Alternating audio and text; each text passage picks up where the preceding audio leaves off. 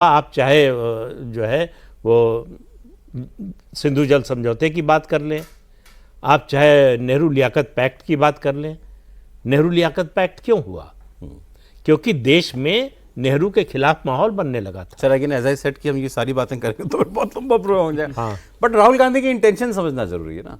राहुल गांधी को मोदी की image puncture करनी है और वो 11 साल से ये करने की कोशिश कर रहे हैं। हम कह रहे हैं कि राजनीतिक रणनीति के तौर पर बिल्कुल ठीक है, लेकिन फैक्ट्स के साथ।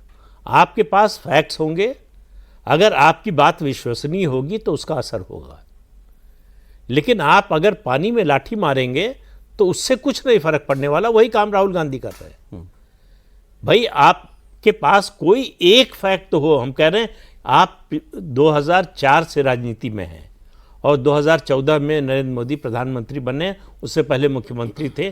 तब से आपकी सरकार और आपकी पार्टी उनके खिलाफ अभियान चला। कहते हैं प्रमाण है तो पेश करें। वो जो प्रमाण देते हैं कि जनरल नरवणे ने अपनी किताब लिख दी।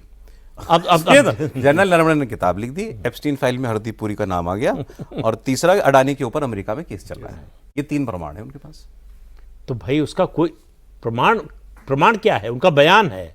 हाँ, मतलब वो उसको प्रमाण मान रहे हैं। हाँ, मेरा बयान ही मेरा प्रमाण है। हाँ, तो मेरा बोलना ही शपथ पत्र है। जिस अंबानी को लेके भी ऐसे ही आरोप लगाते थे, अनिल अंबानी को लेके, अभी थोड़ी देर पहले वहां पे ईडी ने अंबानी के घर को कुर्क किया हुआ। हाँ, तो सोचिए, अनिल अंबानी का मुंबई का घर कुर्क कर लिया ईडी ने। बड़ा अच्छा दोस्त है कि जो कुर्की करवा रहा है। 30,000 करोड़ मोदी ने अनिल अंबानी की जेब में डाल दिए।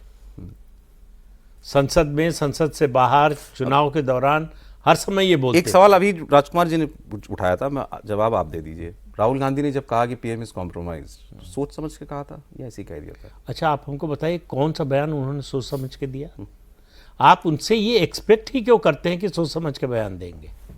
सोच समझ के बयान देने के लिए आपको कुछ पढ़ाई लिखाई करना, कुछ रिसर्च करना, कुछ जो विषय के अलग अलग विषयों के जानकार हैं उनसे सलाह मशवरा करना, ये सब करना पड़ता है। मेरे पास जयराम रमेश, पवन खेड़ा, सुप्रेश, बस तो क्या जरूरत है मुझे किसी चीज? तो उसी का नतीजा है कि 3 बार से नरेंद्र मोदी प्रधानमंत्री बन रहे हैं। बस दिशा उनकी अलग रहती है, वो अपनी तरफ ही मिसाइल। लेकिन बीजेपी ने तो सीरियसली लिया ना फिर इस बार। लेकिन बहुत, और उसमें सीरियसली समझा भी जा सकता है कि एक कैंपेन के तौर पे जब आप लो इस मुद्दे को, और बीजेपी की स्ट्रेटजी रहती है, पॉलिटिकल स्ट्रेटजी। पता नहीं कांग्रेस पार्टी नरेंद्र मोदी के आने के बाद भी बीजेपी के रीडिंग को कैसे नहीं पकड़ पा रहे हैं कि हर वो आरोप जो कांग्रेस पार्टी की तरफ से लगती है उसको ये लोग बहुत एग्रेसिवली अलग प्लेटफॉर्म पे ले जाने की कोशिश करते हैं। जैसे कि आप ध्यान होगा कि पीएम ने एक बार कहा भी था कि मेरे ऊपर जो पत्थर चलाए जाते हैं उनका मैं सीढ़ी बना के ऊपर चढ़ने के लिए उनका इस्तेमाल करता हूँ।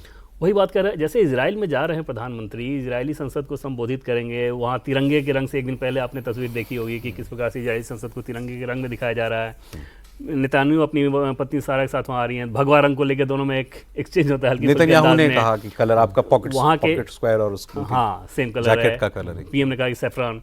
इजरायली संसद में वो क्या बोलेंगे, क्या गाजा को लेके कुछ बोलने वाले हैं, नहीं बोलने वाले हैं, ईरान को लेके बैलेंस करना है। जैसे तय मानिए सौरभ कि जब वो संसद में पीएम बोलेंगे तो एक बैलेंस अप्रोच नजर आएगा, उसमें से कहीं एक तरफा नजर नहीं आएगा। फिलिस्तीन का भी जिक्र कर सकते हैं। वो जो मैसेज रहेगा वो एकदम बैलेंस होगा। देखिएगा।